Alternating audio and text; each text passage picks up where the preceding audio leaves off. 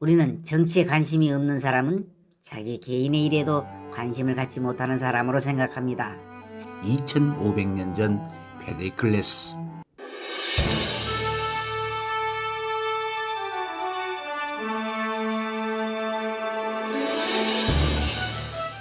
기원전 490년 3대륙을 통치하던 초강대국 페르시아, 왕들의 왕이라고 자칭하는 다리우스 1세가 보낸 원정군은 폭풍을 만나 그리스 1차 공격에 실패하고 두 번째로 그리스 본토를 쳐들어가지만 모두가 잘 알고 있는 아테네 북쪽 42km 지점의 마라톤 병원에서 페르시아 정규군이 그리스에 패함으로써 페르시아 육군에 큰 상처를 남깁니다. 그로부터 10년 후 예를 이은 크세르크세스 대왕이 직접 이끈 원정군이 다시 그리스로 쳐들어옵니다. 데르모필레 전투에서 스파르타 왕 레오니다스 1세가 300의 전사를 이끌고 페르시아 육군을 상대로 협곡에서 싸우다 장렬하게 전사합니다. 페르시아 육군은 아테네 맞은편에 있는 살라미스 섬으로 모두 떠나고 이미 텅 비어버린 아테네를 불태워버립니다. 그 사이 그리스 연합 해군은 살라미스에서 페르시아 해군과 맞섭니다. 그러나 이 해전에서 아테네를 중심으로 한 그리스 해군이 세계 대제국을 상대로 대승을 거두면서 고대 동서양이 충돌한 페르시아 전쟁의 승리자가 됩니다.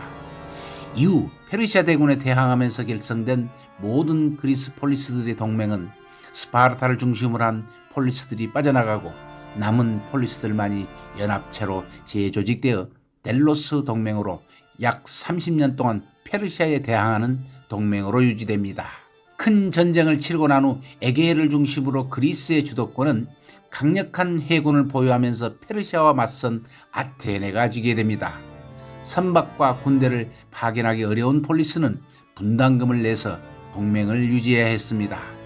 아테네는 델로스 동맹의 맹주로서 해군력을 바탕으로 해상무역의 주도권을 쥐고 지중해 패권국으로 성장합니다.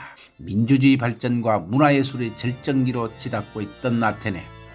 살라미스 해전 당시 노자비로서 큰 역할을 담당했던 하층민들이 도시 공동체의 다수를 점하게 되고 권리 신장의 요구가 커졌습니다.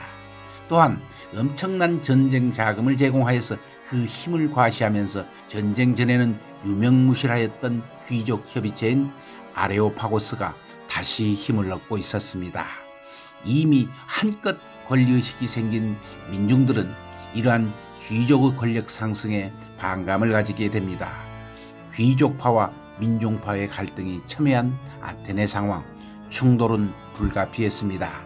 이때 키몬이라는 지도자는 귀족파의 수장이지만 가난한 사람들과 호흡을 맞추면서 인성과 신념 그리고 장수로서 실력까지 겸비해서 아테네 1인자로 인정받고 있었습니다. 키몬은 타고난 성향이 워낙 검소하고 담백한 사람이라 세련된 아테네인들보다 투박한 스파르타가 있는 펠로폰네스 사람에 가까웠습니다. 그는 스파르타식 생활을 동경했고 아테네 사람들이 신하는 친 스파르타였습니다. 그렇지만 완벽한 키몬의 지지도를 무너뜨리고 민중파가 권력을 가져오기란 쉽지 않았습니다. 그러나 역사는 얄궂습니다. 스파르타의 지진으로 인한 반란 진압에 합세를 강행한 키몬이 스파르타의 망신만 당하고 돌아오자 아테네에서의 정치적 입지가 좁아집니다. 이 틈을 타서 에피알테스라는 민중파의 수장은 정광석화처럼 성난 민심을 이용해서 키몬을 도편추방해버립니다. 그러나 얼마 가지 않아 자신도 암살을 당합니다. 이제 민중파 2인자인 젊은 정치인 페리클리스가 등장합니다. 오늘의 주인공 페리클레스. 권력이 소수에 있는 것이 아니라 전체 시민에게 있기 때문에 우리 헌법을 민주주의라고 합니다. 개인 간의 분쟁을 해결하는 데 있어서 모두 법 앞에 평등합니다.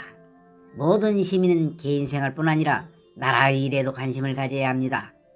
공직을 선출할 때 어느 계층에 속하느냐가 중요한 것이 아니라 능력이 중요합니다. 어느 누구도 가난을 이유로 정치적 권리를 행사할 수 없으면 안 되지요. 우리는 말과 행동이 다르지 않으며 충분한 토론 없이 성급하게 행동하는 것을 가장 나쁘게 여기기 때문에 모든 아테네 시민은 누구나 정책 결정에 참여해야 합니다. 기원전 431년 전몰자들을 주도하는 장례식에서의 페리클레스의 주도사입니다. 전사자를 나열하지도 않습니다. 이후 링컨, 루스벨트, 처칠, 오바마 등 수많은 정치 지도자들의 명연설의 모태가 되었습니다. 독재자는 강제로 신민을 동원하면 그만이고 선동가는 시민들이 좋아하는 말만 하면 그뿐이지만 민주주의 사회의 지도자는 반대하는 시민들에게도 당면한 정치적 현실을 설명해야 하고 동시에 무엇을 해야 하는지를 납득을 시켜야 합니다. 페리클레스, 이성과 감성 그리고 윤리 철학을 지닌 고대 그리스 아테네의 민주정치의 선구자라고 평가하는데 주저하지 않습니다. 그는 명문 귀족 집안 출신으로 아버지는 민중정당 지도자로 활동하였고 어머니 집안은 아테네 최고 지도자를 배출했던 가문이었습니다. 그는 명문 귀족 출신답게 자라면서 뛰어난 인물들과 교류하면서 학문을 닦을 수 있었습니다. 음악 철학자 다몬, 철학자 제논, 그리고 세상을 혼돈으로부터 법칙에 따른 질서로 나아가게 한다는 아낙사고라스의 영향을 많이 받아 합리적이고 이성적 태도를 자신의 생활에서 실천하려고 노력했습니다. 그 결과 지적 훈련을 게을리하지 않고 귀족적 사교 생활을 멀리하고 절제와 부미를 지키려고 노력했습니다. 그가 뛰어난 연설가로 성장하는데 아낙사고라스 같은 소피스트 영향을 많이 받았습니다. 가장 큰 정치적 무기를 갈고 닦은 셈이지요. 화려한 미사 요구보다 절도 있고 단정한 문장으로 청중의 마음을 흔드는 화술을 구사했습니다. 확고한 가치관과 뛰어난 능력을 겸비한 인물로 성장합니다. 아이러니하게도 귀족으로 성장한 그가 정계를 입문할 때는 귀족파가 아닌 민중파로 들어갑니다. 그가 이끌던 시대의 아테네에서는 모든 공무를 보는 시민들에게 급료를 지급하게 함으로써 정책 결정과 행정 과정에 모든 시민의 참여를 독려했습니다. 이러한 개혁은 아테네 시민들의 잠재력을 발산시키게 하였고 이들이 바다로 나아가게 했습니다. 지중해를 지배하는 제국의 길로 들어서게 합니다. 페리클레스는 외교적으로는 강국들과 평화협정을 맺으면서도 동맹국들의 불만을 묵살하고 공납금을 걷습니다. 아테네 아크로폴리스 재건을 위해 동맹의 돈을 가져다 쓸 수 있는 법을 통과시킵니다. 이를 토대로 파르테논 신전을 비롯해서 많은 장엄한 건물들을 새로 세우면서 고용 창출과 문화 융성의 기회를 만들어냄으로써 민주주의의 발전과 함께 문화예술의 전성기를 맞이합니다. 아테네를 민주주의 중심지이자 그리스 정치, 경제, 문화의 중심 도시로 만든 정치가였던 것입니다. 군사 정치 권한을 가진 스트라테고스, 1년 단임으로 평가와 재심을 얻어야 했습니다. 흐트러지지 않는 리더십과 설득, 감동적인 연설로 15번씩이나 선출되었습니다. 그는 자신만의 특별한 역할을 정확히 알고 그것을 자신의 삶을 통해서 탁월하고 감동적으로 보여준 리더였습니다. 그는 위대한 민주주의를 자신의 삶으로 보여준 시민이었습니다.